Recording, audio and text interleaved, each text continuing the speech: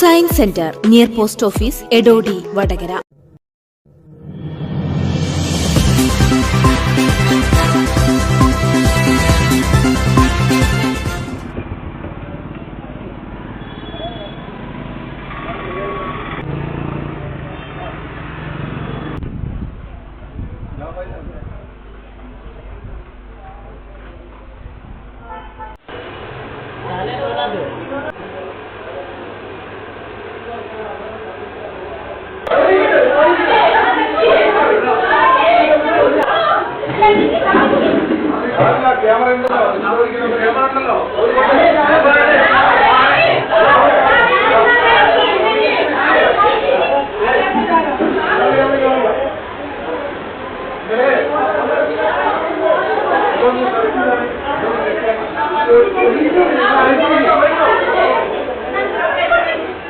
മണിയൂരിൽ ഡോക്ടർക്ക് നേരെ ആക്രമണം. അട്ടക്കുണ്ടുകടവിലെ എലൈറ്റ് ഹെൽത്ത് കെയറിലെ ഡോക്ടർ ഗോപു കൃഷ്ണനെയാണ് 6-അംഗ സംഘം ക്ലിനിക്കിൽ കയറി ആക്രമിച്ചത്. ബൈക്കിലെത്തിയ ഇവർ ഡോക്ടറുടെ നേരെ ആക്രമണം അഴിച്ചുവിടുകയായിരുന്നു എന്ന് നാട്ടുകാർ പറഞ്ഞു. ഈ ആക്രമികളുടെ കയ്യിൽ കത്തി ഉൾപ്പെടെയുള്ള മാരകായുധങ്ങൾ ഉണ്ടായിരുന്നു. ഈ പ്രഷർ യന്ത്രം ഉപയോഗിച്ചാണ് തലക്ക് കുത്തിയത്.